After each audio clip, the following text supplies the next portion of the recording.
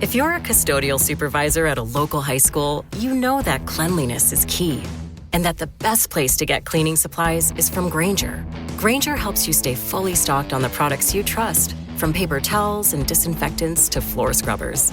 Plus, you can rely on Grainger for easy reordering, so you never run out of what you need. Call 1-800-GRAINGER, click Grainger.com, or just stop by. Grainger, for the ones who get it done.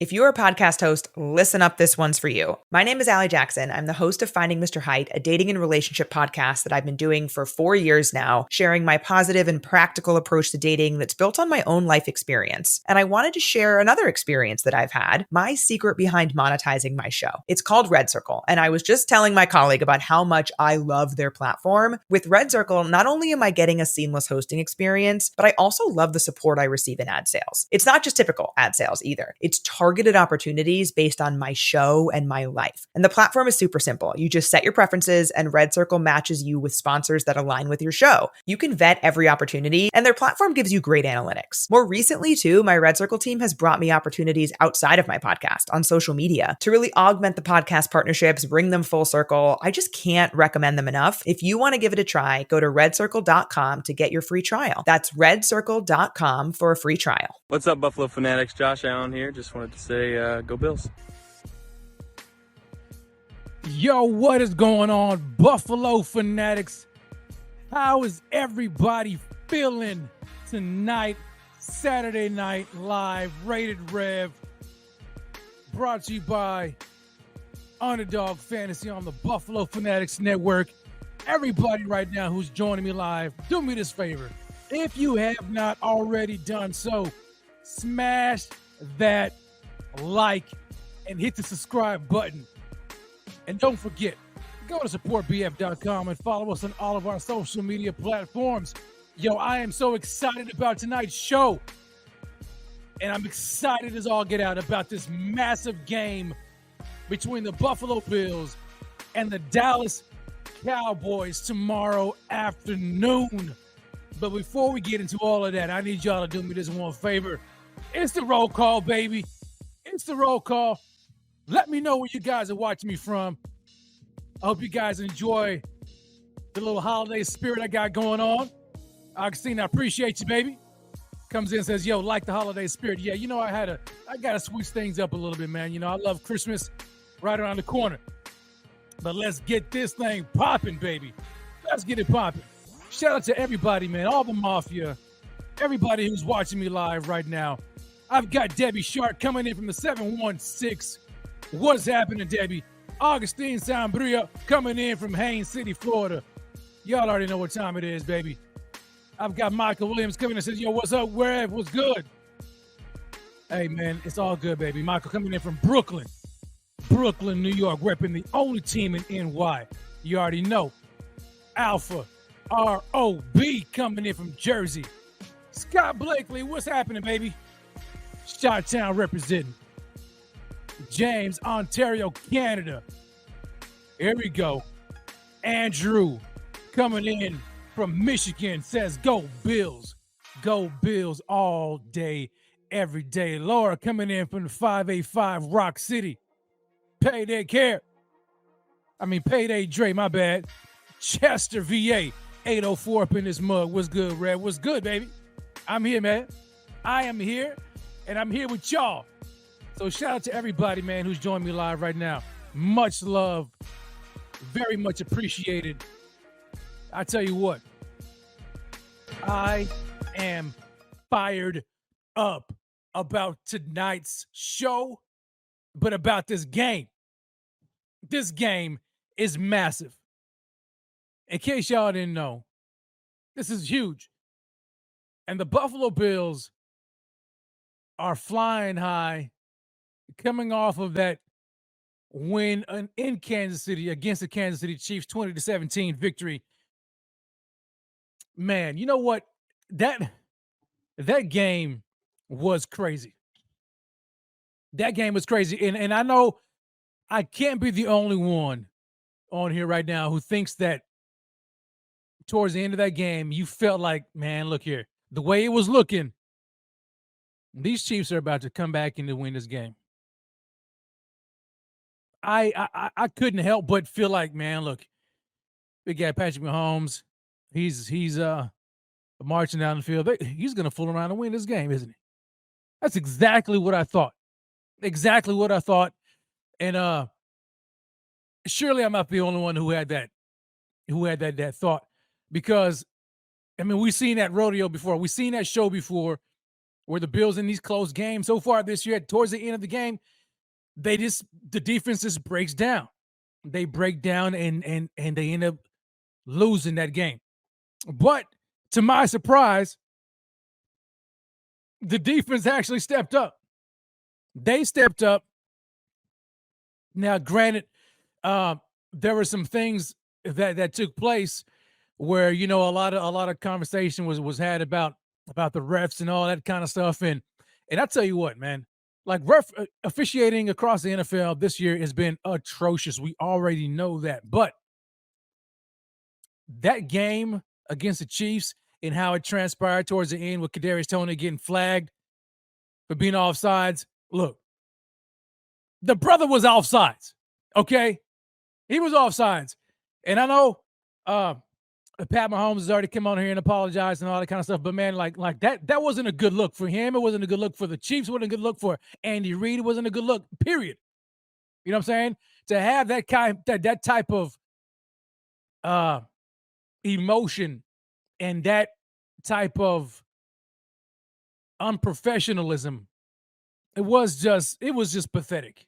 It was pathetic, and I hated to see it, but it let me know though that the Bills got under the Chiefs, man. They got under them, and the Chiefs were upset, and they actually kind of sounded like some spoiled brats, you know, who just entitled, used to getting their way. Then all of a sudden things don't go their way and they want to, you know, act a fool. That's exactly what that was like.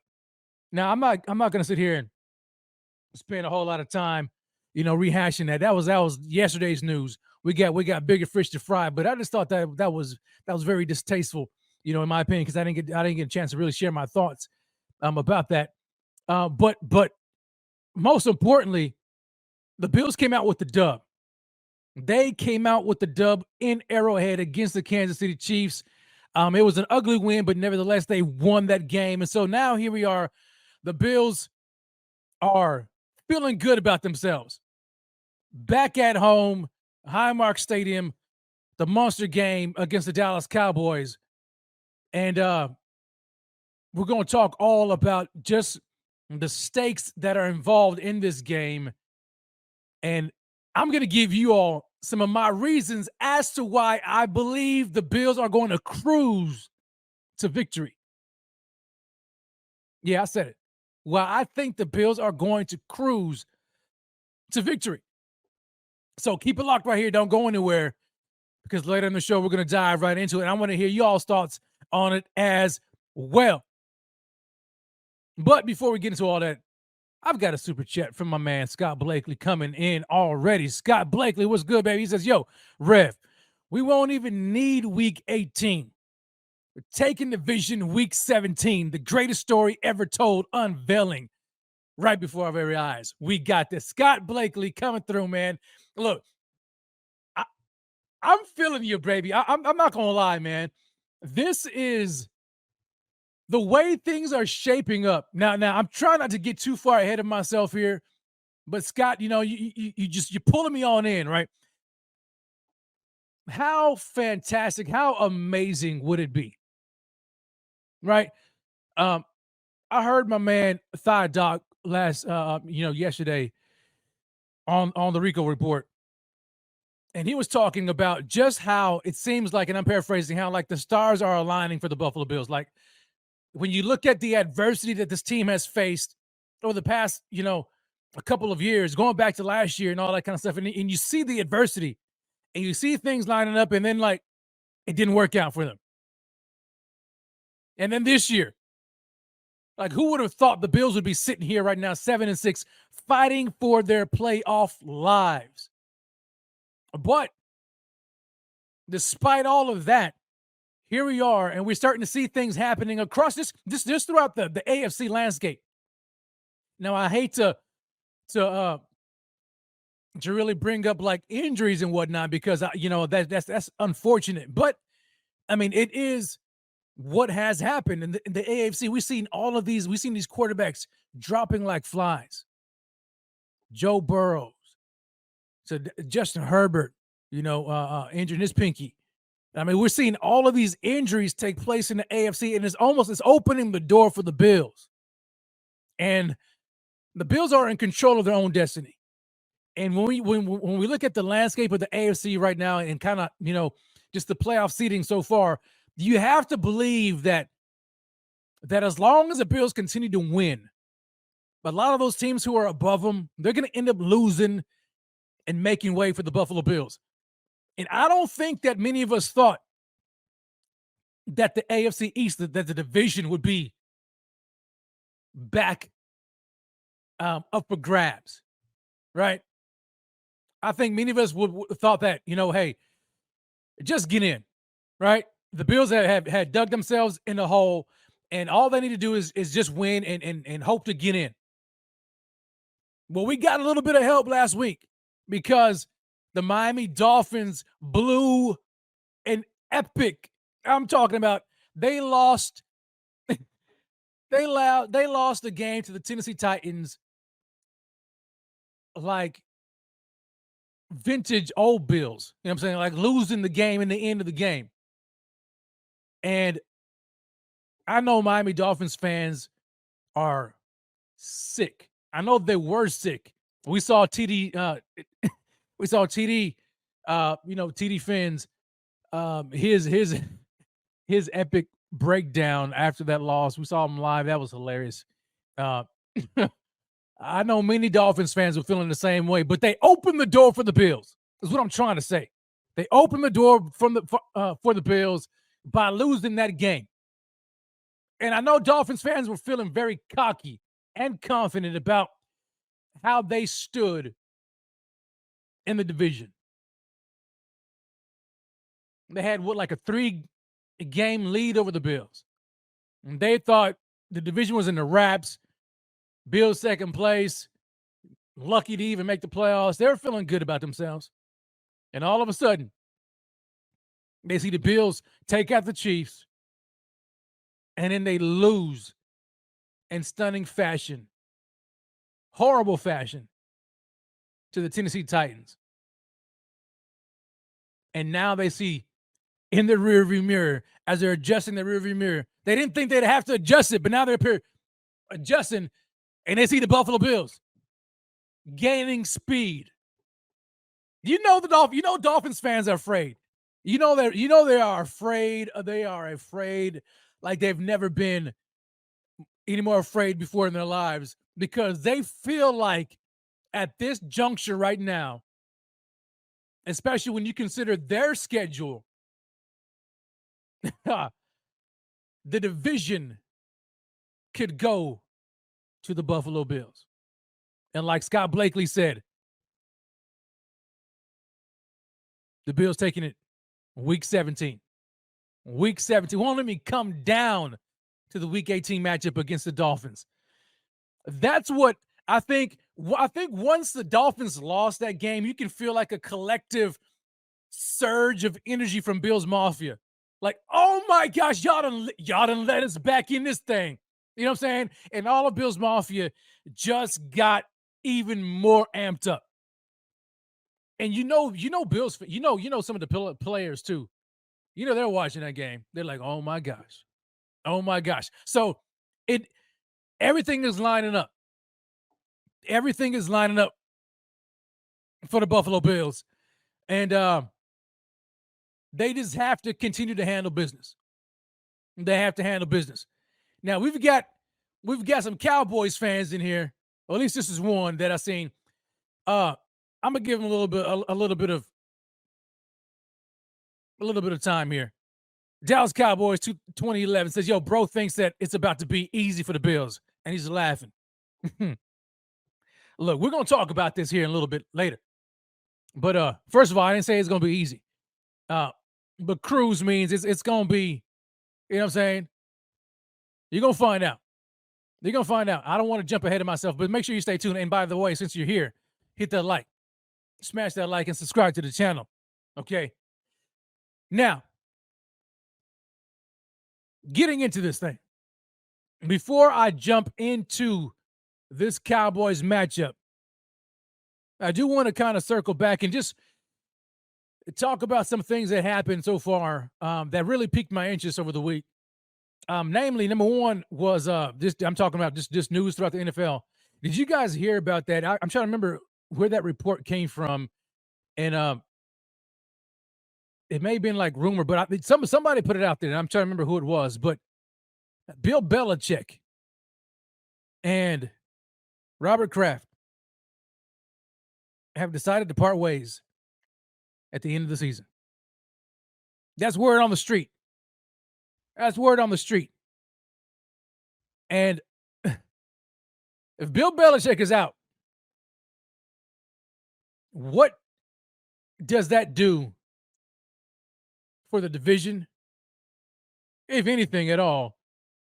And where do you see Bill Belichick going? Or are you like, man, Rev, I don't even give a flip where he goes. He's out of here. Fine. Let him walk. Let him go.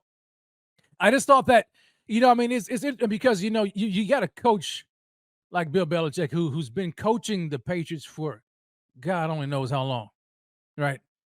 All of those championships. And it's newsworthy whenever a coach of that magnitude leaves. Now, we know that a lot of the conversation was, Bill is not the same without Tom Brady. It's kind of like the chicken or the egg conversation. Was Brady responsible for the Patriots' success, or was it Belichick? An argument can be made now that it was probably Tom Brady. Because what has Bill Belichick done since Tom Brady has left? Well, absolutely nothing. Right? And granted, come on now, like Tom Brady, like you can't. Tom Brady, he's the GOAT, greatest of all time. You're not going to find Tom Brady on the tree. You know what I'm saying? Like Brady's don't come on grow. They don't grow on trees, and so they haven't had any much luck in the quarterback department. They thought they had somebody in Mac Jones. He turned out to be nobody. They've been going back and forth with him and Bailey Zappi and all that. They don't have a quarterback. And they have no weapons on offense, and so they've really been stinking up the joint since Brady left, and everybody left New England. But I'm just curious because I think it's going to be interesting to see what they do. You always want to kind of have your eyes in the division and find out, and just kind of take a look at what other teams are doing within your division and what's going to happen. And if, Belichick does in fact leave, I'm wondering who will fill in that void. Who will fill in that void? The Patriots. You've got Bill O'Brien who's sitting there. Maybe they just go with him, former head coach, or if Bill Belichick leaves, maybe he takes him with him to be his OC. I don't know, man. But that's just interesting. I thought, man, Bill Belichick is finally about to leave. Ain't that something? Where is he gonna go? And, people have already started talking about, hey, man, and they already made memes and everything. He's going to the Chargers because, we know that the Chargers fired their head coach and GM after that. Oh my gosh, man, that loss to the Vegas Raiders of all teams. Lost, but what did they give it? Was it like 60-something points? Yeah, you got to go. And I actually thought that the decision for the Chargers to get rid of at least Staley was well overdue, long overdue. I've got a brother who's a Chargers fan, and I tell him every year, I'm like, man, how much longer are you guys going to give Staley? That guy is a terrible coach. He's awful. Awful. And so they finally decided to get rid of him. And you talk about a team that's wasting the talent of their franchise quarterback in Justin Herbert. It's been the Chargers, because there is no way in heck a team like that with Herbert, Keenan Allen, rookie Quentin Johnson. Of course, they got Mike Williams, but he can't stay healthy. Austin Eckler, a defense with Joey Bosa, Khalil Mack. There is no way that team should not be neck and neck in the division with the Kansas City Chiefs and in the playoffs, at least in the playoffs. Staley, man. Staley. So they got to find a coach. And I would like to know just what direction they're going to go, because now they got to find a coach and GM tandem. And people are talking about, hey, man, Bill Belichick down into L.A. I don't know, because Bill Belichick hadn't been a good GM. He really hadn't. And he hadn't been much of a quarterback whisperer either. So I don't know if the Chargers want to go that route. They might want to look somewhere else. But anyway, this ain't no Chargers podcast.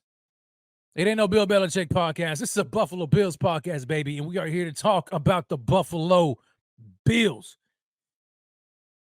And some news about these Bills so far approaching this game. We've got to talk about the injury. And so when we pull up the injury report, we already know what's going on. Man, this is tough. This is tough for the Bills so far. I mean, they're out. They're going to be without AJ Epinesa and safety Micah Hyde. So AJ Epinesa is dealing with the rib injury that he sustained last week against the Chiefs game, and AJ Epinesa, man, he has been playing very well for the Bills. So they're definitely going to miss his presence around, on that defensive line rotation, and then they're going to be without safety Micah Hyde. Now this is another loss that could have some long-term ramifications. Our very own thigh doctor, Alex Lucci, he said on the Rico report, he believes that this injury by Micah Hyde is career-ending, because this is the second time he has sustained a stinger. And we know that injury that he first sustained that knocked him out for the year, the neck injury, coming back with the stinger. He said that it would only make it that much easier for him to get another stinger after that, and another one, and another one. And lo and behold, here he is, the second stinger. And now he's out this game. And according to Sean McDermott, like, it's not a day-to-day thing, it's a week-to-week thing. And IR is not off the table for Micah Hyde. So that's a tough loss for Micah Hyde. I know he didn't want to go out this way. He was, trying hard to fight back and to stay in and just gut it out, because he wants to win, man. Like when you think about him and Jordan Poyer and just what those two have done for the Buffalo Bills since they really gotten here, they were the staples to the defense. I mean, like when Sean McDermott first got hired in free agency, what he did before he drafted Tre'Davious White, I mean, he went in free agency and he got him Jordan Poyer and Micah Hyde. I mean, those guys right there, those two safeties in tandem, they were critical to his defense and to him installing his defense and bringing in the type of DNA that he wants, and the leadership and even beyond that, I mean, just the play. And so to see these guys right here on the back end of their careers it's tough, right? It's tough, and you can see it on the field too. I mean, you can see their play kind of dropping a little bit here. I mean, these guys, they're on the plus side of 30, and you only wonder, like, how much longer do they have to play, and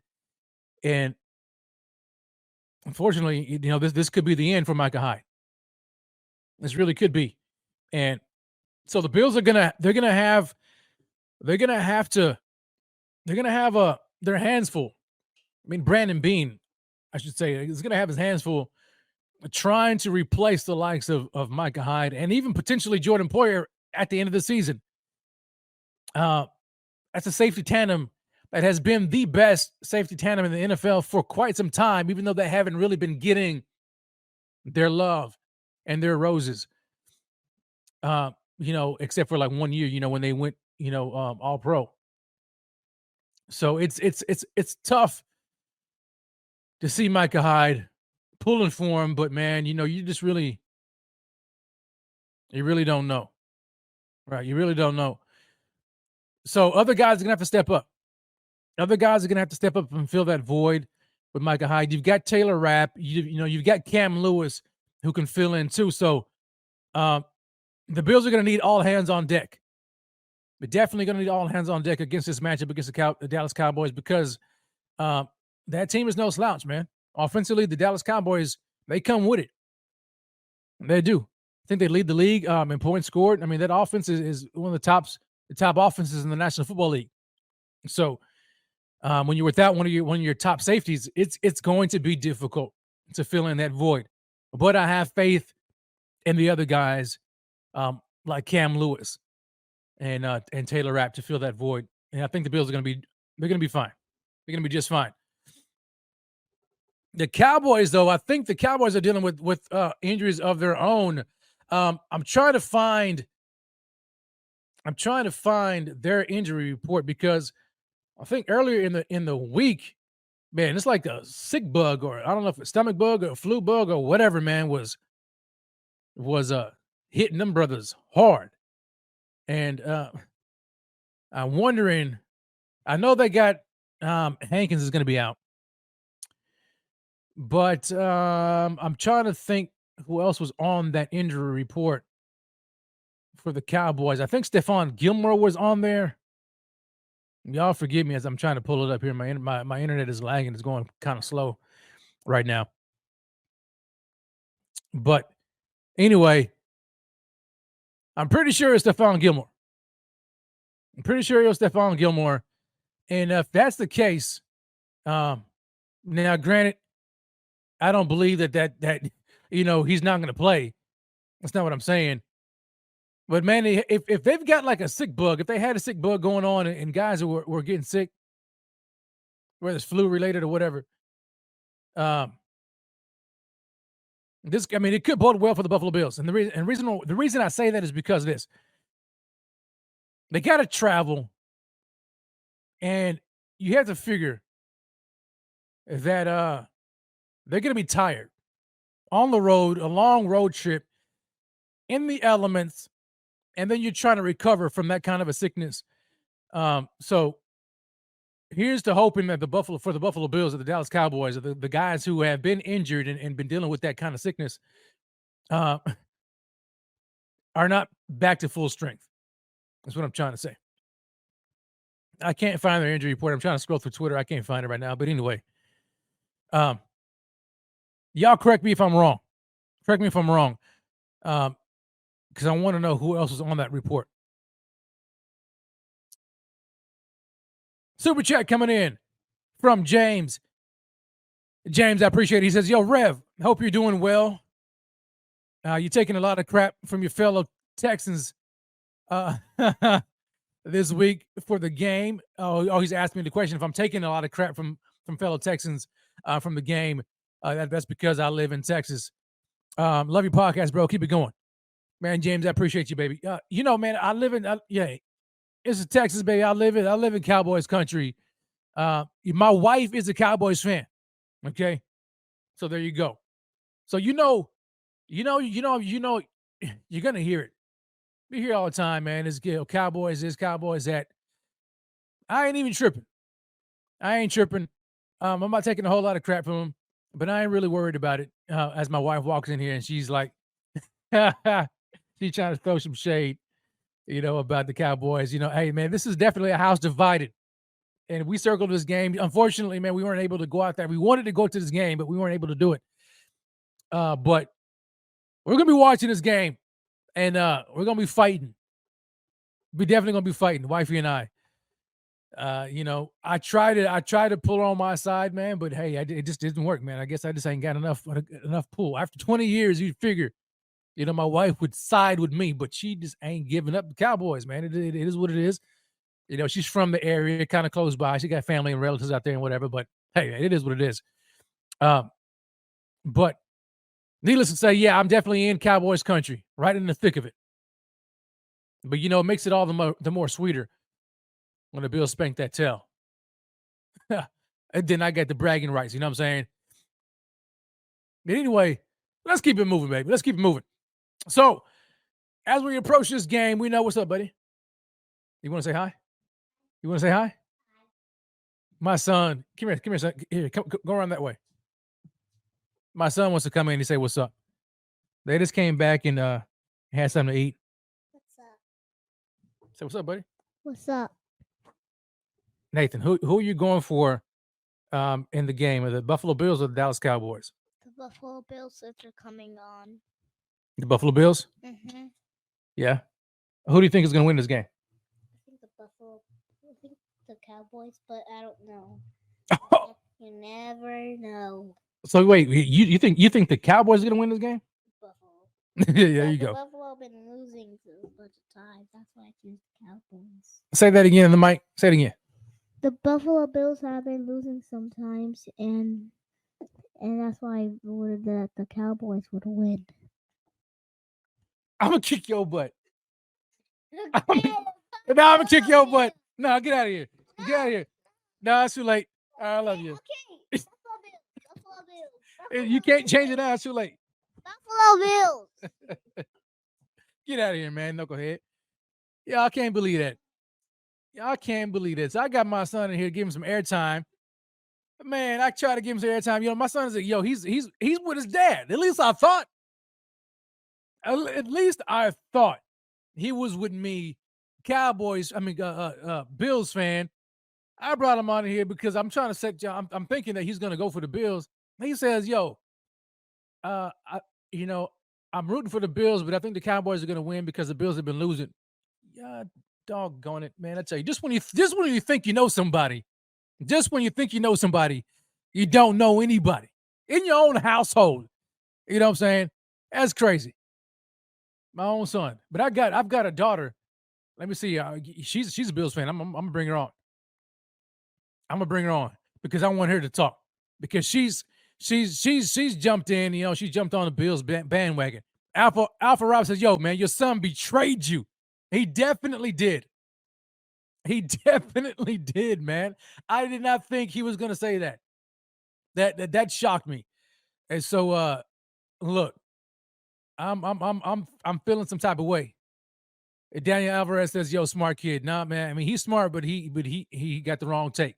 So I'm gonna bring in my other child. She's a smarter child. Come here, girl. Come here. Y'all come take a look at my beautiful baby. Come here. Get down. There it is. Oh. This is. Can you sit up a little bit? There you go. This is my daughter, Erica. Tell everybody why you are a Bills fan. Why? Yeah. You got to talk to the mic, babe. Oh, I guess because I got it because of my dad. Honestly, I really like the team a lot. I like Josh. I like Diggs. I don't know. They're a good team. Honestly, they persevere through like the tough times and stuff. And I think they're gonna do a good job tomorrow.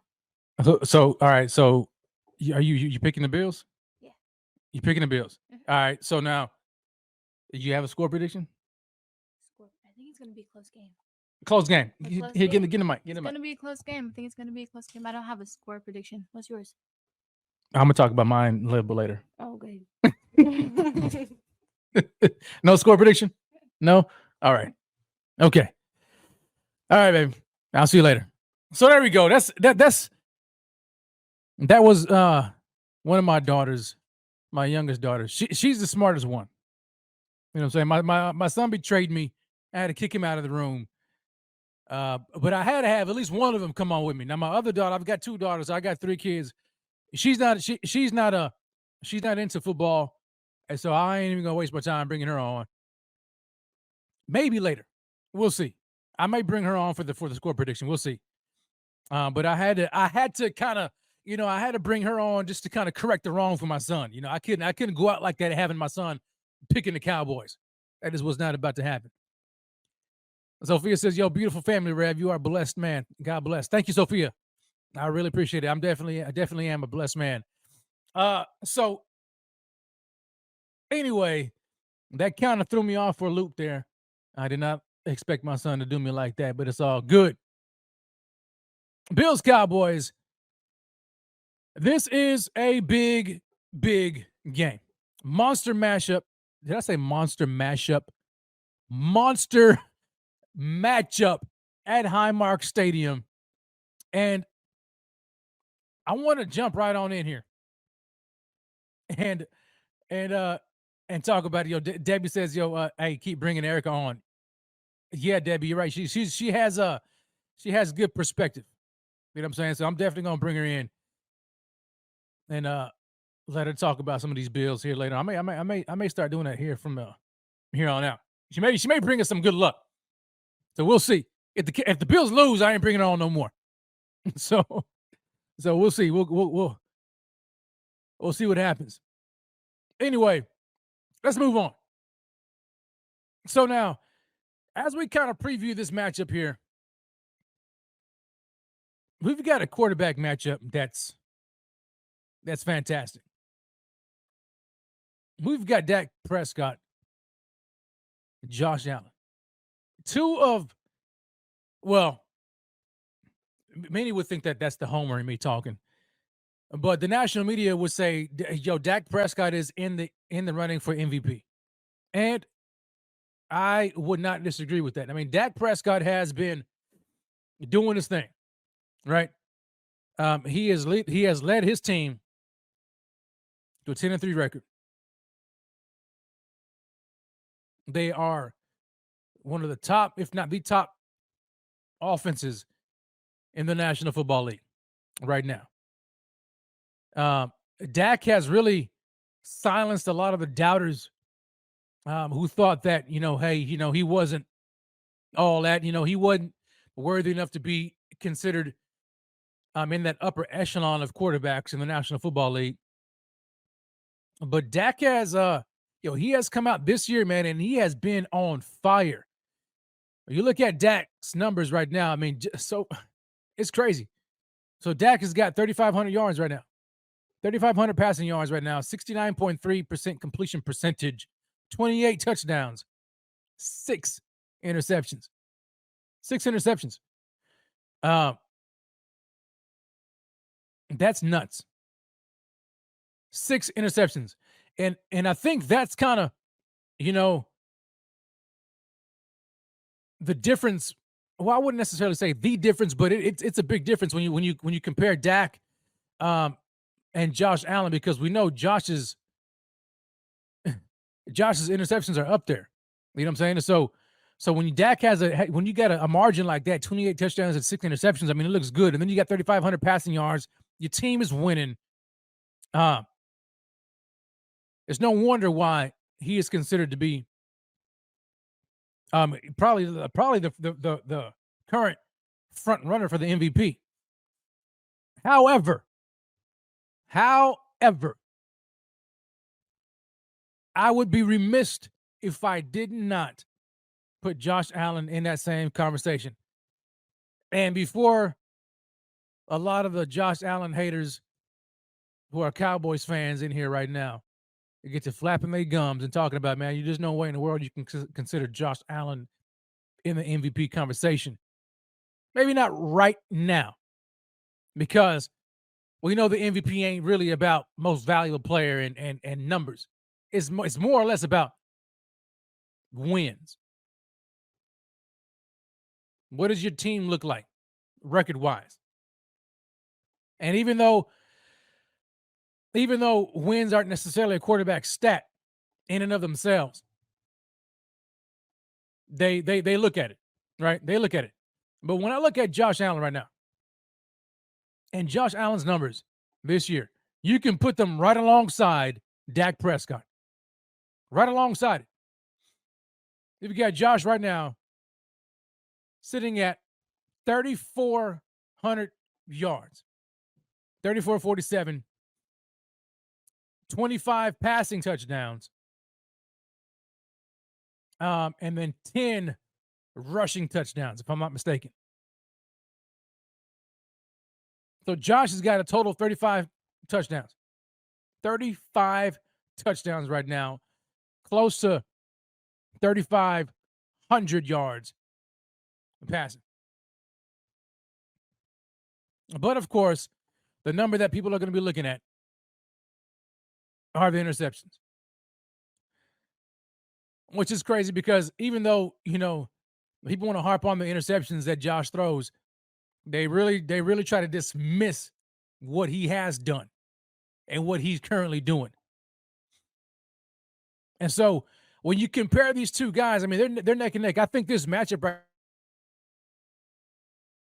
now could be the matchup between two MVP caliber MVP candidates this year.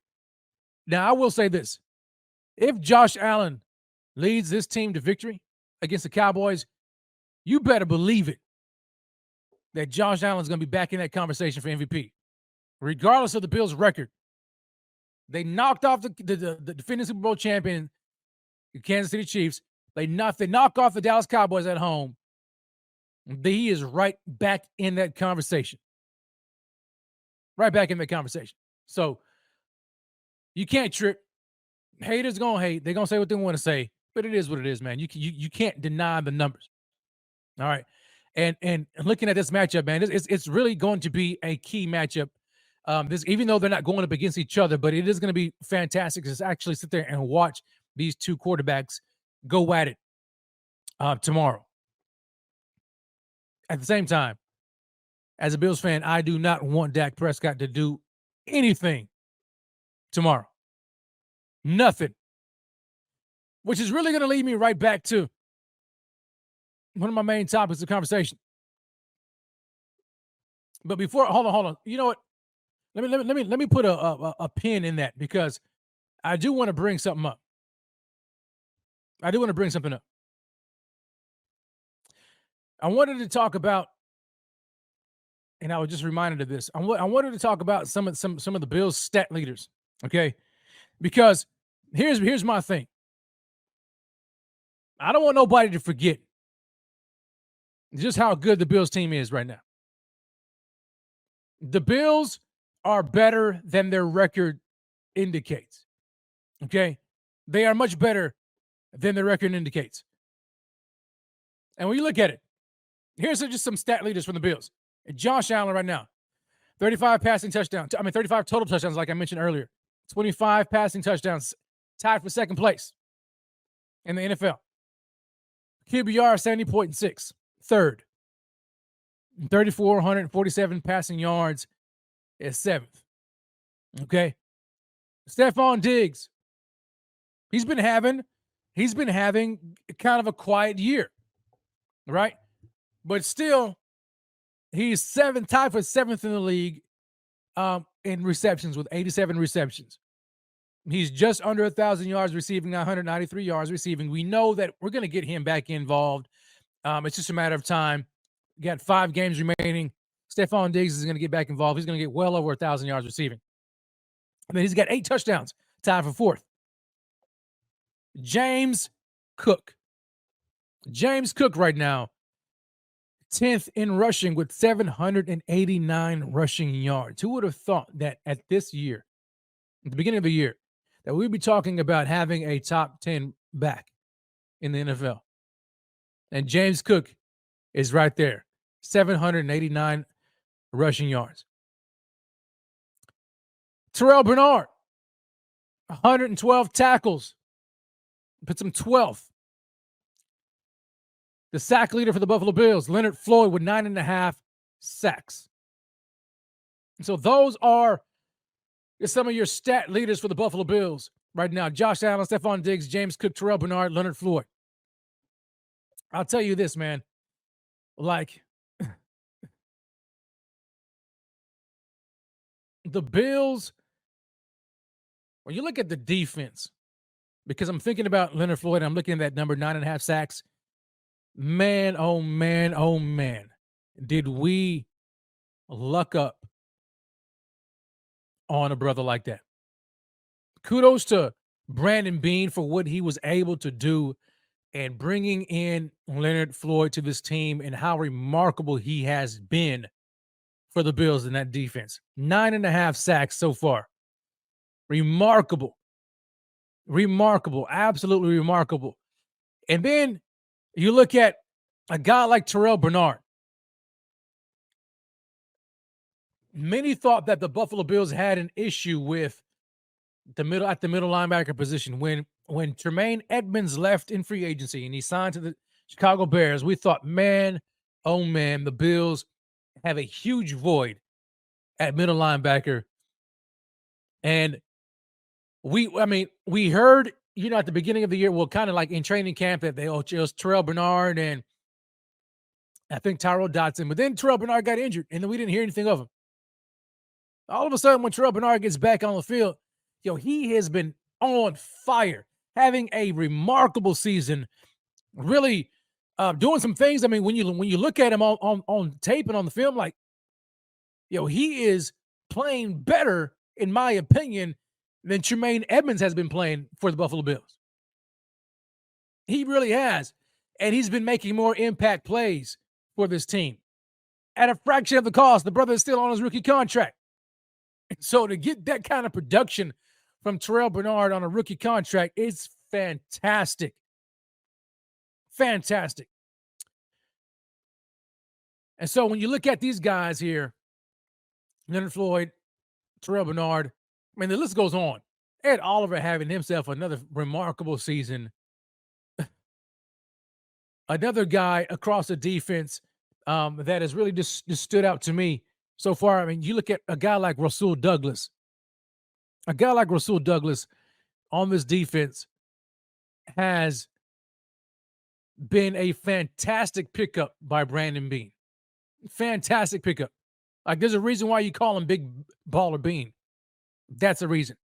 You bring a guy like that, and I'm surprised that the Green Bay Packers were willing to let him go. When you bring in a guy like Rasul Douglas, and he has been, to me, when you look at Rasul, it's almost like he's been here, like the entire season. Like, that's how great of a fit he has been on this defense. And he has really solidified that cornerback position alongside Christian Benford. And I will say this, and I'm going to ask this question, like, do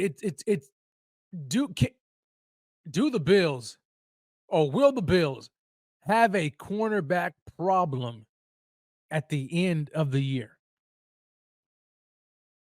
And by that, I mean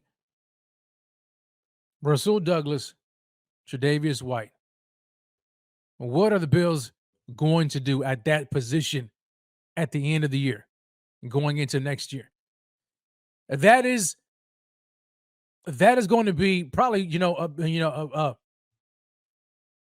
maybe one of the bigger headlines, the offseason for the Buffalo Bills is figuring out that decision right there going forward. But we can table that conversation for a later time. But I just wanted to kind of put that out there because, I love what Rasul has done for the Buffalo Bills. And for me, man, look here, I want this brother here long term. I want him locked in. I do. I don't want him going anywhere. And I love him paired up with Christian Benford. We'll see what happens with Tre'Davious White going forward. But for now, man, that has been a remarkable addition. Remarkable addition. Laura comes in and Laura says, that's a tough question. A tough question. I love Rasul. And I love Trey. Facts. Absolutely. And so, like, I don't want to get too far ahead and jump into that conversation, fully, but I did just want to just kind of put it out there a little bit. That's gonna be huge. What Brandon Beane is going to do going forward at that position with Rasul, with Tre'Davious. And then you still got Kyrie Elam. Anyway, moving along. Shout out to you guys, man, for joining me and for sticking with your brother right now. We're about 10 minutes, under an hour, 50 minutes going into the show. And now is the time where I talk about the reasons why I believe the Bills are going to cruise to victory. Why are they going to cruise? Look, number one reason for me, and it's really no surprise, but I'll say it like this. The Dallas Cowboys, as good as they are, and this is no shade, no disrespect, but as good as the Dallas Cowboys are, they are not the same team away from home. They are not the same team away from home. Let's take a look at the numbers. The Dallas Cowboys at home are undefeated. 7-0 in Dallas, right? 7-0. With wins over the Jets, the Patriots, Rams, Giants, Commanders, Seahawks, and the Eagles. But on the road, though, the Cowboys are 3-3. 3-3 on the road. Their wins on the road. Well, I'll save the wins for later because I got a point I want to make. Losses on the road. Arizona Cardinals, San Francisco 49ers, Philadelphia Eagles. Look, let me just say this right here. See, this is why I love trolls, man. I love trolls, and I love guys who or gals, whoever this may be, who like to talk trash. You know what I'm saying? And I appreciate you, NC Street News, for coming on the show. He's laughing and says, yo, this guy's a clown. And then he says, yo, the Jets and Patriots, who the Bills lost to. Look, I'm just giving you the facts, brother or sister. Why are you getting defensive?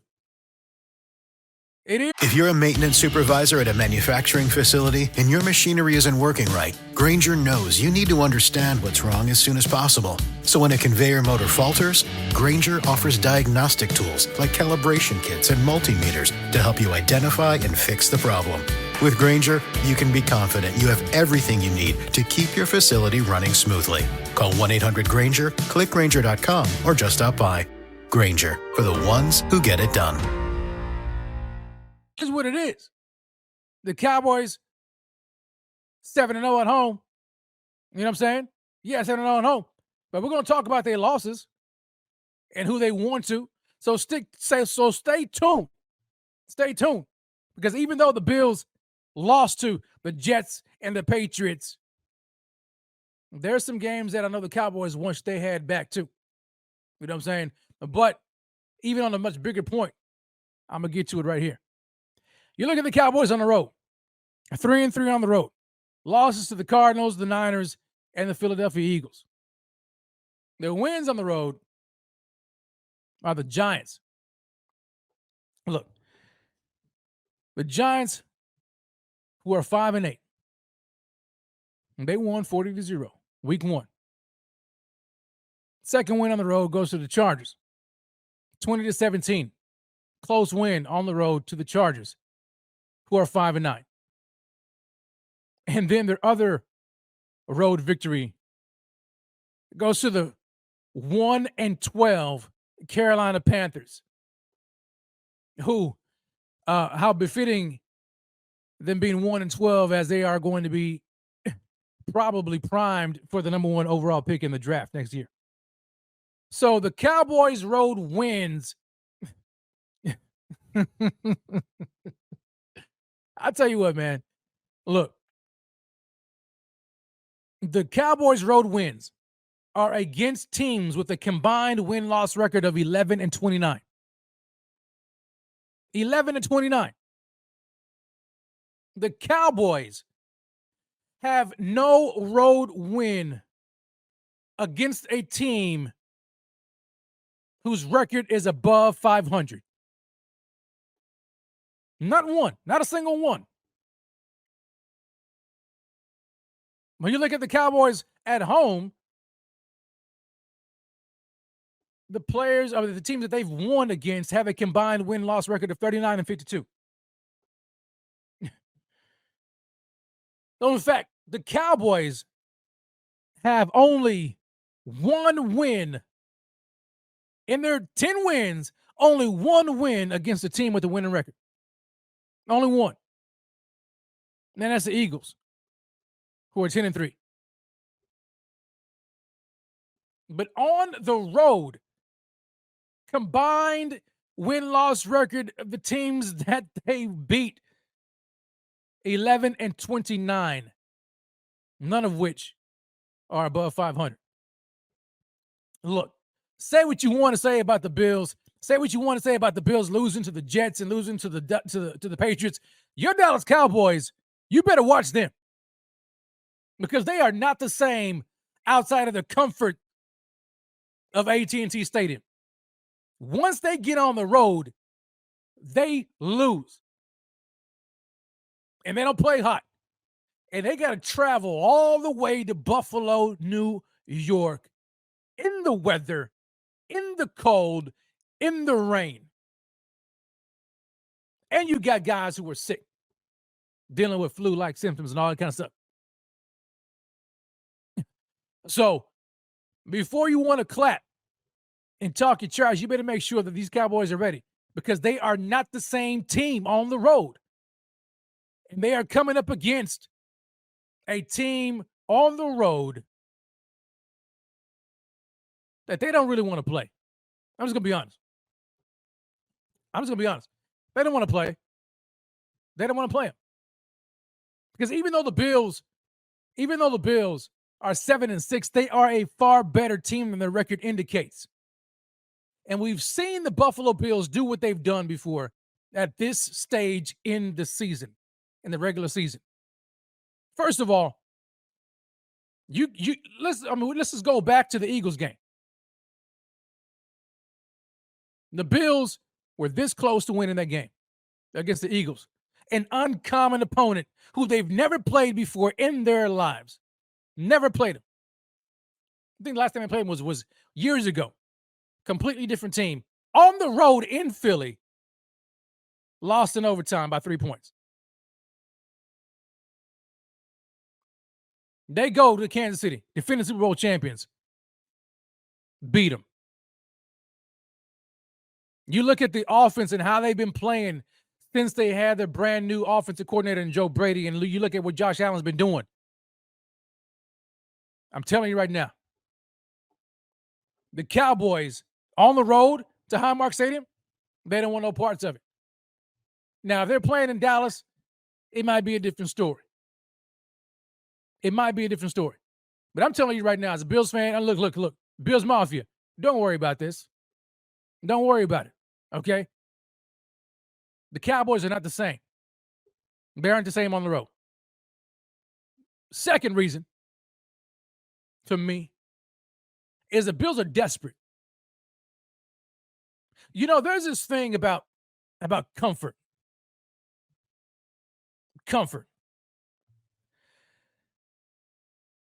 You know, when you're comfortable, you get pretty content. And the Cowboys are comfortable right now. At 10-3, everybody's talking about them. Oh, look how great Dak Prescott is, and he is. Oh, look how great the offense is, and they are. Look at what they've done. It's admirable. But they hadn't really faced any adversity. What adversity has the Cowboys faced? None. Meanwhile, you have the Buffalo Bills. We got the adversity they faced last year. And they come into this year, and things are not going their way. They've dug themselves into this hole. And they're climbing their way out of it. But this team right now, understanding what they've done and what they have to do in order to punch their ticket in the postseason, they've been here before. They've faced adversity before in the season. I mean, the Cowboys are sitting pretty comfortably right now. They're feeling good on defense. I mean, look, these guys are healthy. The Buffalo Bills have had to overcome the losses of The 3 key starters across 3 levels of their defense. Daquan Jones on the defensive line. Matt Milano, the linebacker. Tre'Davious White, again, Achilles injury for the year. Gone. They've had to overcome that adversity. And they have. Injuries are no excuse, but they are facts. They are facts. You show me how good the Cowboys would be without Micah Parsons for the year. Without Stephon Gilmore for the year. Don't want somebody else. You're going for the year. You know what I'm saying? Yeah. Adversity to me is what's really what makes winners show up. You know what I'm saying? Like if you've been through something, you can reference it when you go through something again. And these Buffalo Bills have been through it. And now they're desperate. And you don't want to face a team that's desperate. At 7-6, they know that they have to win every single game. Many people would say, well, some people say, well, you know, they can afford to lose against the Cowboys because it's an NFC game. Forget that. Not the Buffalo Bills, baby. Not these guys. The Bills are in playoff mode right now. Right now. Locked and loaded in playoff mode right now, meaning that it's win and move on. Lose and go home. That's their mentality. Even though they understand they have 5 games remaining on the schedule, they know that they're playing for more than just the regular season. They're playing for the postseason. And if they lose, their postseason hopes are almost gone. So you've got to face a team on the road who the Cowboys are not good at playing on the road. An uncommon team, a team that you haven't played in a couple of years since Thanksgiving that, oh, by the way, when you remember, in your house, you got embarrassed. Thirdly, it's in the weather, in the elements. Dak Prescott, not good in rain. Cowboys don't want no part of the cold. And the Cowboys are comfortable. They feeling like we ain't really got to win this game. We're going to the playoffs. We're 10-3. We're feeling good. If we win, we win. If we lose, so be it. It's not going to really make any difference for us and our hopes. That's going to be y'all's demise. That's going to be y'all's demise. And Bill I Am says, I wouldn't say desperate, but I would say motivated. Motivated by pressure. Well, I mean, it could be both. It could be both because they are definitely desperate to win. They know the stakes. Josh Allen has talked about the stakes. They already understand it. Look, these guys are so loaded. These guys are so locked in. It's remarkable. And we have a point of reference. We can go back to last year and how the Bills went on a run where they won multiple games in a row.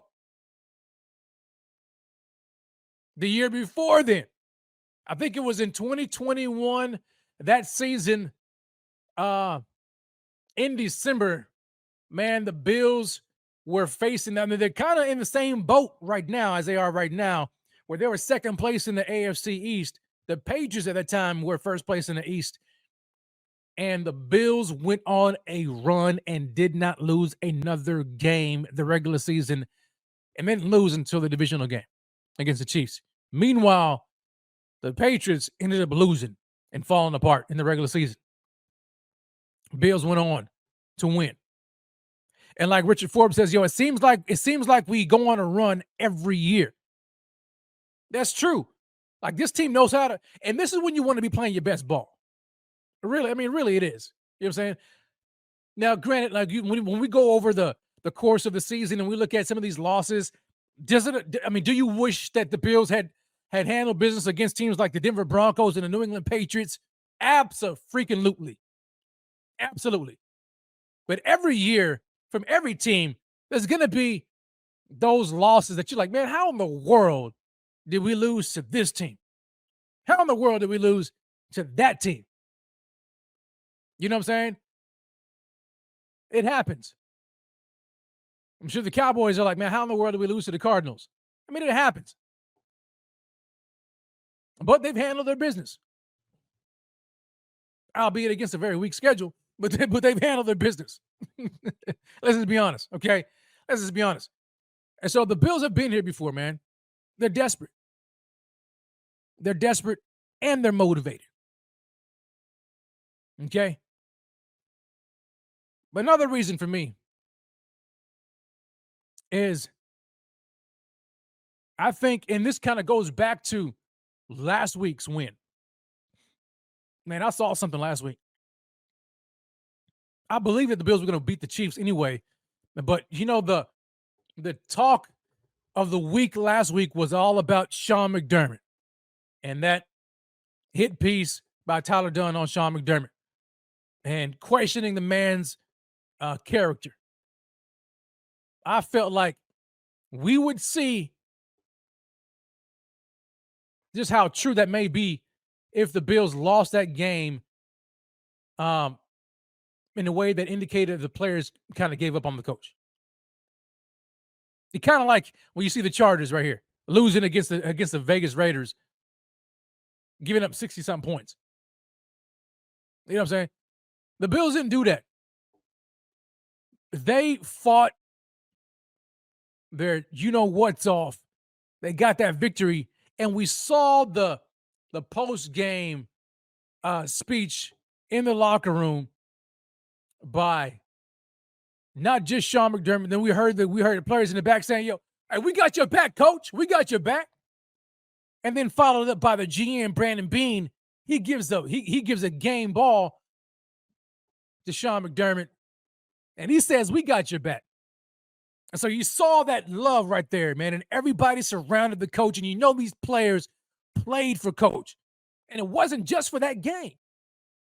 I think going forward, man, the Bills want to prove that Sean McDermott is their guy. They don't want to make any changes. And I think they're going to continue to play. Like, they use that as a chip. Oh, you going to come at my coach like that? All right. I got his back. We got his back. And so they're playing for much more than just a win. And that's what I love so much about this team, man, is that this team, man, they play for each other. And you can see it. You can see it, man. Even in the losses, you can see how much it bothers them, how much it bothers guys like Josh Allen. You know, but this team right now, they're playing for something that's more than themselves. That's bigger than themselves. It's bigger than a win on the win-loss column. It's bigger than that. And they had a taste of how close it was to be in that Super Bowl. Just how close it was. And the Bills want to go back. They want it so badly. I'm telling you right now, ever since that loss to the Chiefs in the AFC Championship game, they have been yearning to get to the Super Bowl, yearning to get to it. Devastating divisional round loss against the Chiefs. And we all thought 13 seconds. We thought, man, that was a year. Devastating loss last year in the playoffs to the Bengals. This team right here is hungry. They're not satisfied at all. And so when you look at it, although it's see, some of the stuff is you can't really see it on a stat sheet. But it's just, if you know the team and you know how they operate, there's some of these underlying things about a team that motivates them, that makes them dangerous. And you may not see it on the outside, but if you cut them up and you see that heart, that's some of the key things, man, that makes them dangerous. And for the Bills, when they're desperate, when they're playing for their lives, for their postseason lives, they're playing for one another, they're playing for their coach, They're playing for the Bills Mafia. They're playing for their pride. You see what I'm saying? That stuff you don't see on the stat sheet. But that's why I feel so confident about these Buffalo Bills going forward. That's why I feel like this team, man, look, I'm like Pierre. I'm like the Kingpin. The Bills ain't losing another game. They are not losing another game because we have seen this before. And we see it in their eyes. And every time this team faces adversity, they've been able to come out on top. The end of the season, they faced incredible adversity throughout the year. And at the tail end of the season, they go on a run. So why should I, as a Bills fan, not expect the same thing to happen? I expect it to happen. I do. 1-0 started last week. The run started last week. They're 1-0. And I expect it to happen tomorrow against the Dallas Cowboys soon. And we are going to see it soon. So now let's talk about some keys. Let's talk about some keys, man. And I'm going to get to your comments here. I see Will Diggs says, yo, for sure, man, I don't have a dog in the fight. I'm a Commanders fan. All right. Commanders fan. Hey, look, I'll tell you right now, you're going to become a fan. You're going to become a fan. And you're going to want the Cowboys to lose. I'm just telling you right now. The keys to victory for me. Because when I look at this game, I look at this matchup. Now, granted, the Bills have to come with it, which I believe they will. But for me, one of the keys, and I'm going to start on the defensive side of the ball. To me, it starts with a matchup between Taron Johnson, and CeeDee Lamb. I, for one, absolutely love CeeDee Lamb. Love him. I'm a huge OU fan. I loved him ever since then. He's just a fantastic guy and a remarkable player. Glad to see him finally getting his just due. Right, the guy is elite. So that matchup between he and Taron Johnson is going to be key because the Dallas Cowboys have been moving him around now. I've been putting him in the slot a lot, which is going to be matched up against Taron Johnson. Taron Johnson is one of the best nickel cornerbacks in the National Football League. Okay, so he's going to have his hands full. So the Buffalo Bills are going to want to stop Dak Prescott in that offense. It starts with CeeDee Lamb. You have to do whatever you have to do to take away a team's main threat. We've seen it happen. We saw it happen last week against the Chiefs. Steve Spagnuolo, defensive coordinator for the Chiefs, made a concerted effort to take Diggs out of the game, and he was successful. So when you have a top flight defensive coordinator, what you're going to do is you're going to want to take out the opposing team's top player. That is CeeDee Lamb. So I expect Sean McDermott to have a plan of stopping or taking him out of the game and making the Cowboys rely on their secondary weapons. Brandon Cook, Michael Gallup, other guys like that. Another key, though, for the Bills, and this is going to stay on the defense side of the ball, is they cannot sleep on Jake Ferguson. That tight end is probably one of their second weapons. I mean, when you look at, you got CeeDee Lamb, and then after CD, it has to go Jake Ferguson, right? And the Buffalo Bills are going to have to make sure they key in on him. Now, that's a matchup where, it could be tough because who's gonna take that matchup? I don't feel confident in Tyrell Dodson matching up against Jake Ferguson. I really don't. And so perhaps in this game, we see the Buffalo Bills deploy more of a dime package where they sub Tyrell Dodson out with a safety like Jordan Poyer. Maybe they bring Jordan Poyer in the box and they put Taylor Rapp back out there in safety, so that way they have, more of a coverage guy on their tight end, Jake Ferguson. That's me. That's what I expect to see. I could be wrong, but I feel like, we've seen Sean McDermott do it before. He's put Jordan Poyer on guys before, and so I think that's going to be because you don't want to put Tyrell. You don't want to do it. Tyrell Dodson he's okay for what he does, but he's not good in coverage. He really isn't. When you got a guy like Jake Ferguson who has 570 yards receiving, 5 touchdowns. He's a weapon on that team. And so you have to make sure that you put somebody on him who can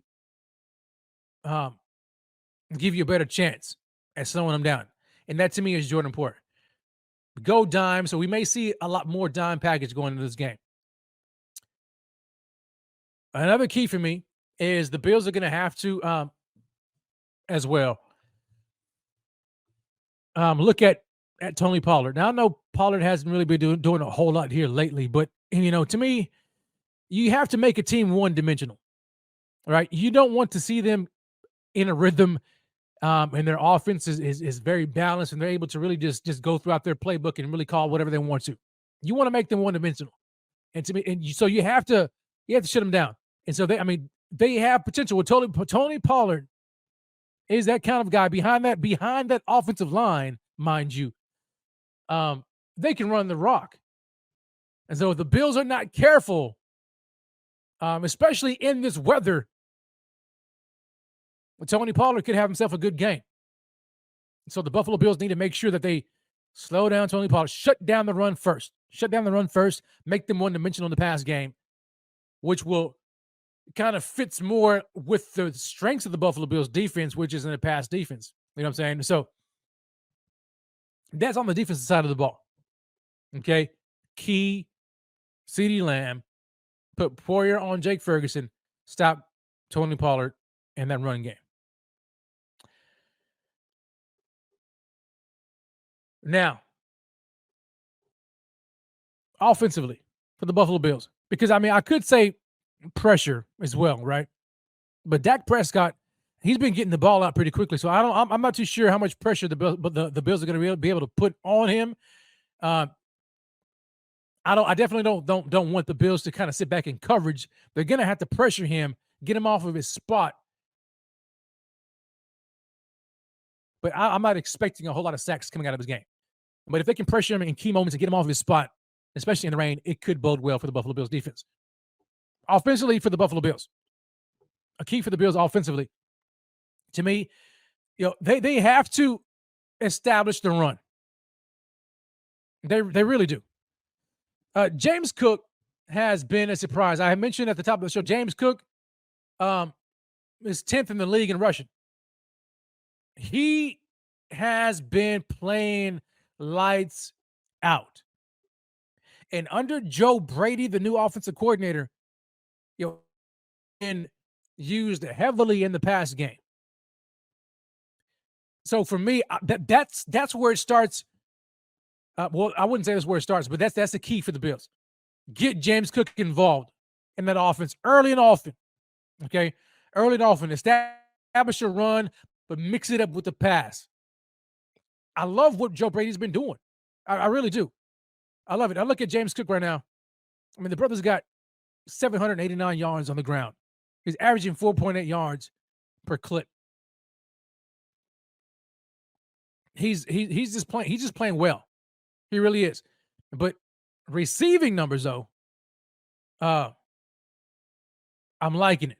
And I think that's where we're going to see James Cook excel this year. He's got. I'm trying to pull it up here. I'm trying to look at his receiving numbers. Where did it go? I just lost it. Doggone it. I just lost it. I'm trying to find it. But anyway, and then my internet would be going slow right now too, so I can't find it. But James Cook, and if you guys happen to have it, pull it up for me and drop that in the chat. But I wanted to see James Cook's receiving yards this year so far. So incorporate James Cook, get him involved, get establish that run, because I feel like last week against the Chiefs, I thought the Bills, they got away from the run too soon. In the second half, they really got away from it. And I think that's what kind of stalled the offense out and allowed the Chiefs to kind of get back in the game. So if the Bills can establish that run, and I'm not saying that James Cook needs to run the ball 20 to 25 times a game. That's not what I'm saying. But when it's working, keep it up. Keep it up. And don't go away from it until the Cowboys can prove that they can stop it. Okay? And secondly, for me, another key for Bills' victory is up front, the offensive line. I need the Buffalo Bills offensive line to make sure they keep Josh Allen upright. Because Micah Parsons is a problem and a half. That brother's a problem. And the way they utilize him all across, all up and down that defensive line, it could cause problems. It really could up front. And so the protection has to be on point for the Buffalo Bills. They have to make sure that they're communicating at a high level and find out and identify where Micah Parsons is at all times. At all times. Because if they let that brother loose and they start to spring a leak across the offensive line, it's going to be a long game for the Buffalo Bills. So protection. And it can also go into Joe Brady's scheme, how he decides to utilize, Josh. Quick passing, some screens, roll the pocket, move the pocket, you know what I'm saying? Things of that nature to kind of keep Micah Parsons, guessing. You don't want to have Josh Allen sitting back in the pocket and just allowing those guys in that pass rush just to tee off. Okay. Next on offense, my next key, I need them to find a way to get Stephon Diggs involved. I need them to find a way to get him back involved and get him going in this game. Now, he's going to have his hands full against Stephon Gilmore. Now, how, I don't want to use the word healthy, but how strong will Stephon be, coming off of the sickness? I don't know. A long trip in the rain and it's cold. We'll see. Stephon, I mean, he is still proven to be a top cornerback in the National Football at 33 years old. At 33. But we know Stephon doesn't travel. You know what I'm saying? He does not travel. And so if the Bills may need to move Stephon Diggs around, you know what I'm saying, and pick their matchups there. However they decide to do it, I need them to get Diggs involved more. And I think they tried to do that last game in the wide receiver screen game, but, that just hasn't been working. For whatever reason, and it has not been working for Stephon Diggs in that wide receiver screen game. I don't know why. I mean, he's been dropping some passes, which is uncharacteristic of Stephon. But I trust Joe Brady to figure it out. But if the Dallas Cowboys defense finds a way to take Diggs out of the game, that's when the secondary guys need to come up. And I'm talking to you, Gabe Davis. And I on my show, I do that, put up or shut up almost every week. You know what I'm saying? I'm not going to do it this week because the same guy is on the list every single week. And if I did it again this week, it was going to be the same guy. That's Gabe Davis. I need Gabe Davis to step up. When you have a number one wide receiver, you can expect defensive coordinators to try to scheme him out of the game. They're going to try to erase him from the game. That's when your secondary options need to step up. When you have a guy who is in a contract season and considering himself to be a wide receiver too, like Gabe Davis, you cannot have games where you just go 0-4. You know what I'm saying? You cannot have games where you get 0 targets, 0 catches. You can't have it and call yourself a wide receiver too. You cannot do that. And especially in a game like this. Now, he's going to be matched up against Bland, who we know what he does. We know what he's done. All those INTs. He's going to read Josh, and I hope Josh doesn't give him one. I hope he doesn't do it. But this might be the game because, I mean, you can target Bland. You really can. But you have to match him up. We saw that against the Cowboys against who was it? The Seahawks. They moved DK Metcalf and they put him on Bland because, again, they don't travel. The corners don't travel. And we saw what happened. DK Metcalf lit that brother up. You know what I'm saying? So if Gilmore's not going to travel, I'm moving Diggs and putting him on him. But nevertheless, Gabe Davis has to do more. He really does. We can't have this brother not doing anything. Okay. And then another key for me offensively, I want to see this team go back to more 11 personnel. I said this, I think it was last week. It may have been a couple of weeks ago, but this is when the news came out that Dawson Knox was going to be returning to the team. Although I was glad and still am glad to see Dawson Knox return to the team, I thought that they had found something there offensively, especially with Joe Brady. They found something there in this 11 personnel with Dalton Kincaid. Then you had Stephon Diggs, Gabe Davis, and Khalil Shakir. They found something there that had been working. The offense had gotten to a rhythm. But then when Dawson Knox got back, my concern last week was like, man, I'm concerned that they're going to try to force feed this 12 personnel back after the offense has been accustomed to playing without him. And we could see a slight regression offensively because of it. And, well, we saw that against the Chiefs. I mean, they put up 20 points against the Chiefs. Now, granted, the defense is good, but there are some points where I'm like, man, it seemed like they were forcing it. I want to see more 11 personnel because, to me, Dalton Kincaid is tight end 1 on the Buffalo Bills, in my opinion. Okay, no disrespect to Dawson Knox. He just is. He's tight end 1. If that brother doesn't drop any passes, he's fantastic. For a rookie tight end, he is doing a very good job. And Josh trusts him. I would like to see them go back to that personnel package and get Dalton Kincaid and Khalil Shakir more involved in that game. Because when we saw that working, it opened it up for Diggs. And when Diggs wasn't doing well, the secondary options weren't Gabe Davis, because if you go 12 personnel, you got Kincaid, Knox, Diggs, and Davis.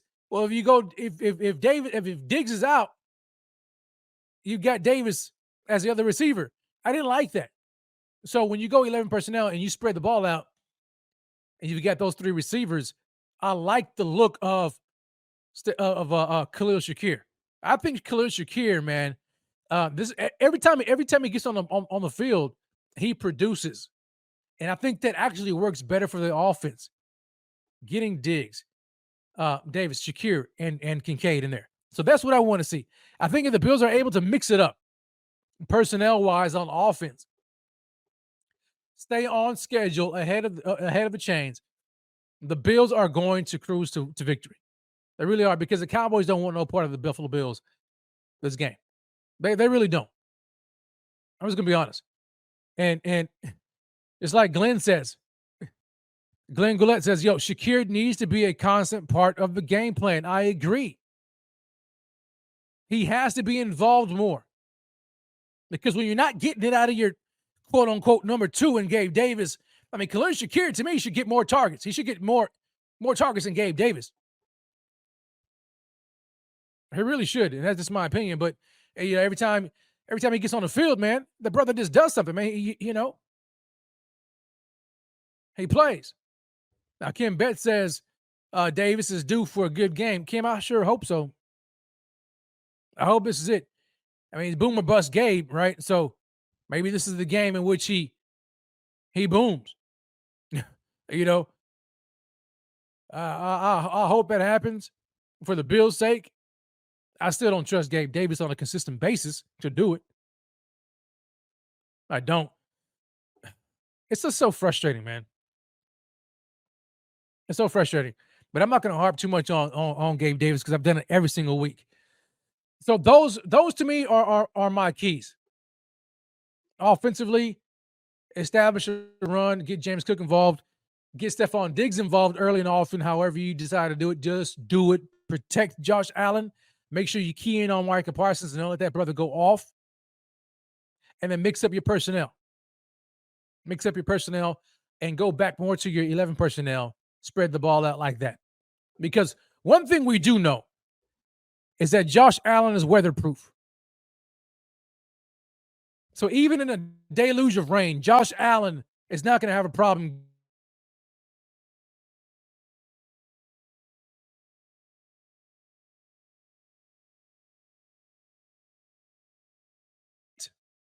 We can expect for the most part that Josh Allen is going to do his thing in this game. That's why I feel good about it. And it's also why it's time for some score predictions, baby. We're an hour and 30 minutes into the show.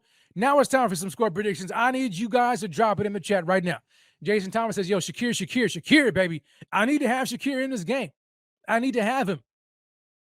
And you know what? He could be an unsung hero in this game, especially if they go to 11 personnel. Because let's just say the Cowboys and they scheme and they're able to erase Stephon Diggs with Gilmore. Let's say Gabe Davis doesn't do squat, okay, against Bland. So who's your other weapon? Dalton Kincaid. Okay. Well, maybe they match up well against them with the safeties. But if you bring in Khalil Shakir, that's a different story. Plus James Cook out of the backfield. That's right there. Could be the keys right there. They could be spotlight heroes of the game. Khalil Shakir and James Cook in the passing game. So, with that being said, Bills Mafia, let me drop my music so we can get back in the feeling, in the groove of things here. Here it is.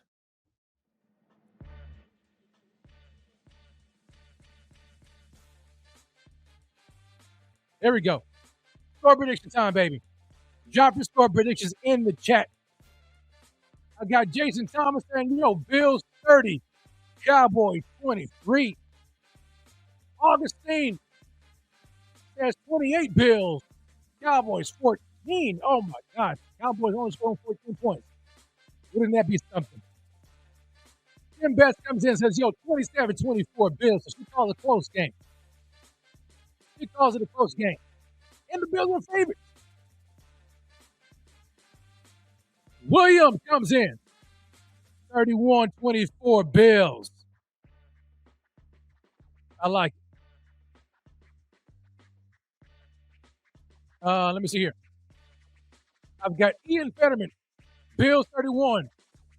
Cowboys 24. My man, Silas Whittle. Shout out, Silas. He says, Bills 30. Cowboys 21. Mike's moving on the map. 24-10. Buffalo. I like it. Here we go. 40 burger. Drop that burger in the chat. We got a 40 burger here. Christopher comes in. Christopher Roseboro says, Bills are going to blow the brakes off of the Cowboys to the tune of 40-19. Oh, my goodness. Oh, I would love to see that, to be honest. I would absolutely love to see that. Richard Ford comes in. The Bills 34. Cowboys 23. Laura 28-17. Bills. Here we go, baby. This is what I'm talking about. I'm wondering where the Cowboys, all these Cowboys haters, these Bills haters and these Cowboys, where'd they go? Where'd they go? I'm waiting for them to come in here. And I don't see them. Looks like they left. Advanced Hood Cleaning Solutions. 28-25 Bills. We got this. You doggone right we got this. You doggone right. Rhonda comes in. Bills 33, Cowboys 21. That is what I'm talking about. Richard Forbes says, yo, big dubs. Big dubs. Big dubs. Hey, yo, shout out to everybody, man, who has joined. I've seen a lot of y'all coming here, join the channel. Yo, shout out to you guys, man. Shout out to you guys. Shout out to Brittany. Shout out to everybody, man, who's joined. Much love. Courtney says, Bills 28, Cowboys 20. Frank Ashcraft comes in. Bills 33, Cowboys 24. Oh, man. I love it. And Pat the Ripper, yo, shout out to the best fan base in all of professional sports, baby. Bills Mafia. Shout out, no doubt. Here we go. That's what I was waiting for. I was waiting for some Cowboys fans to come in here. Dallas Cowboys 2011 says, yo, Cowboys 24, Bills 20. After all that noise, he says it's a close game. Cowboys win by 4. All right. Now, yo, Calvin Ashley. Bills 51, Cowboys 25. If the Bills beat the snot out of the Cowboys like that, Josh Allen MVP. You know what I'm saying? No doubt. Now, let me give my score prediction. My score prediction for this game. A close game. Do I see it being a close game? I think it could be a one-score game. I think it could be. I'm looking at the Cowboys. Let me go back because I want to look at their road. The schedule on the road. Hold on. Let me pull that up real quick. On the road, their wins were again. I mean, against bad teams. The Giants in Week 1 that blew them out 40-0. Carolina Panthers, they're horrible, 33-10. But a team in the Chargers 5-9. They won by 3 points, 20-17. I mean, you know what I'm saying? So, of course, that doesn't mean anything in terms of this game. But when I look at it, on the road, this team is not the same. The Cowboys are not the same on the road. So I am going to say the Cowboys will have a score of, I'll give them 20. I'm going to give the Cowboys 20 points. 20 points by the Cowboys. The Buffalo Bills, though,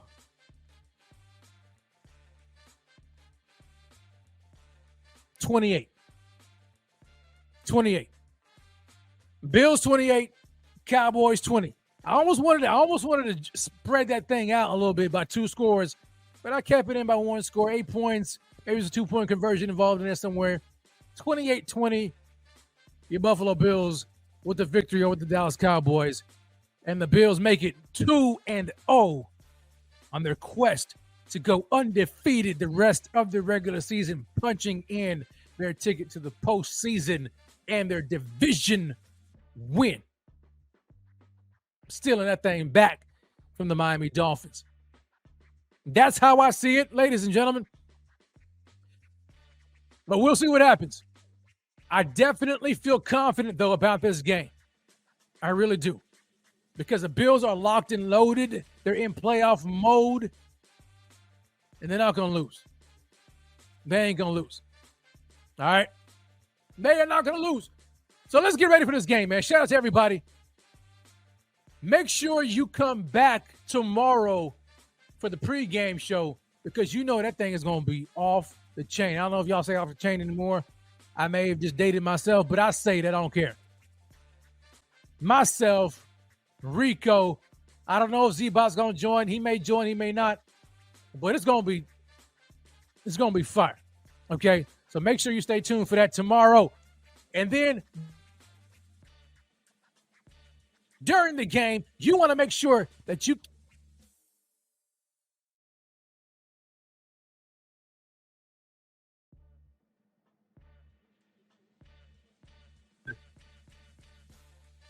Mr. Big Fella himself, Mr. Remember Who We Have himself.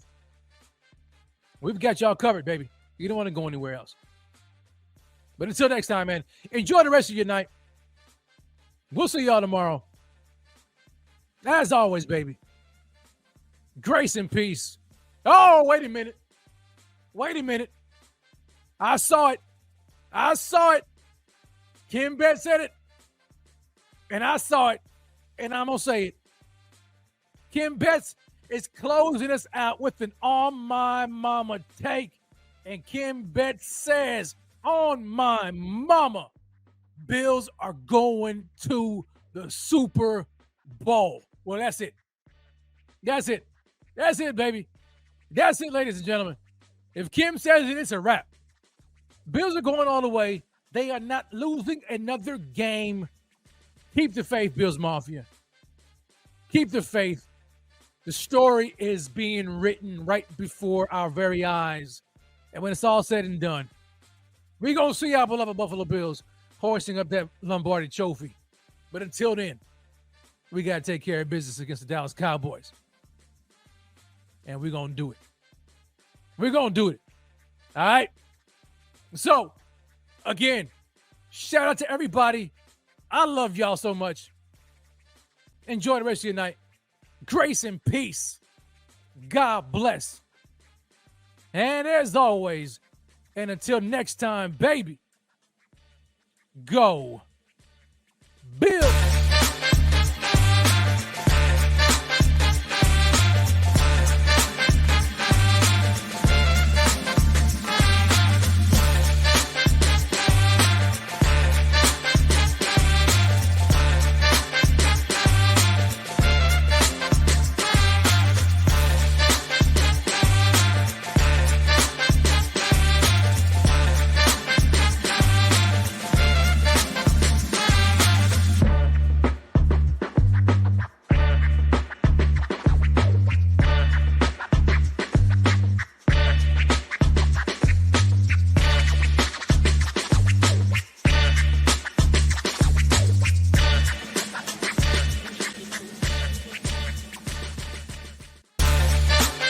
If you're a maintenance supervisor at a manufacturing facility and your machinery isn't working right, Grainger knows you need to understand what's wrong as soon as possible. So when a conveyor motor falters, Grainger offers diagnostic tools like calibration kits and multimeters to help you identify and fix the problem.